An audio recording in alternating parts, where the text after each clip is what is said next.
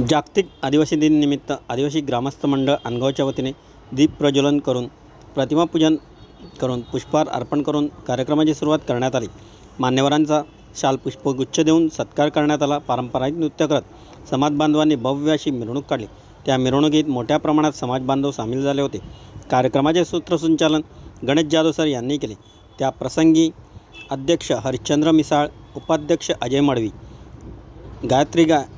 उपाध्यक्ष गायत्री गायकर, सचिव संतोष मडवी, खजिनदार किरण मस्कर, Awate sir, Bhagat sir, Ganesh Nisal, Naresh Parad, Ganesh Shelar, Rajaram पानसोळे, Chandrakant Raut, Krishna Gaikar, Tejas Raut, Ravindra Jadhav, Ramdas मस्कर, ओमकार मडवी, सुनील मडवी, अनिल मडवी, बाळू मडवी, जितेंद्र राऊत, जगदीश भोईर, प्रदीप भोईर, महेश मिसाळ यासह असंख्य कार्यकर्ते समाज बांधवांच्या उपस्थितीत आदिवासी दिवस साजरा करण्यात आला।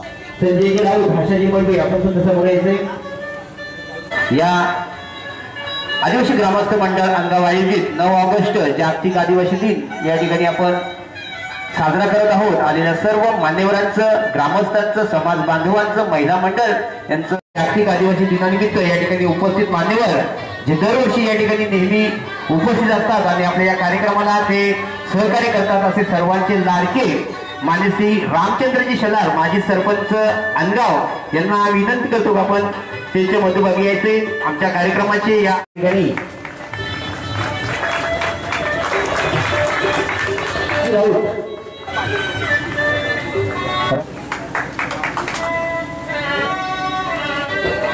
विनंती आपण यायचे। जाधव पांडुजी पंगारे या ठिकाणी स्वागत करायचे।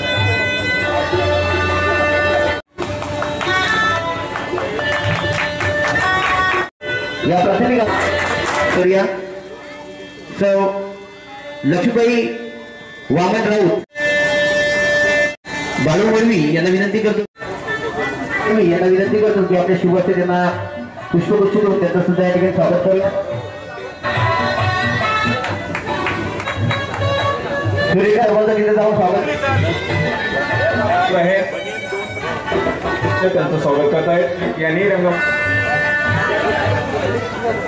आपल्या महान क्रांतिकारकांनी, देशभक्तांनी आपल्या प्राणांचं बलिदान केलं आणि म्हणूनच आज आपण या 9 ऑगस्ट हा आपल्या भारतात क्रांती दिन म्हणून साजरा केला जातो।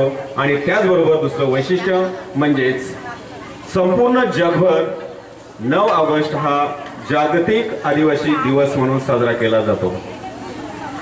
तब्बल 148 देशांमध्ये हा जागतिक आदिवासी दिन साजरा केला जातो। आता हा नेमका दिवस साजरा करण्यामागील उद्देश काय आहे, त्याचा हेतू काय आहे, हे आपण दरवर्षी या ठिकाणी या कार्यक्रमानिमित्त जाणत असतोच। परंतु तरीही आणि आपल्या सर्व या समाज बांधवांना या दिनाचं महत्त्व समजावं यासाठी आपण ही प्रास्ताविका करतच असतो। आज 9 ऑगस्ट जागतिक आदिवासी दिन। आदिवासी संस्कृती आणि त्यांच्या चालीरीती यांचं जतन करणारा दिवस म्हणजेच जागतिक आदिवासी दिवस। आदिवासी बांधव हा तसा मुख्य प्रवाहापासून दूर महत्त्व जाणून त्याच्या सानिध्यात राहून आपली उपजीविका कशी पार पाडायची हे या ठिकाणी तो शिकलेला आहे। नुकताच आपण कोविड-19 मधून गेलेलो आहोत।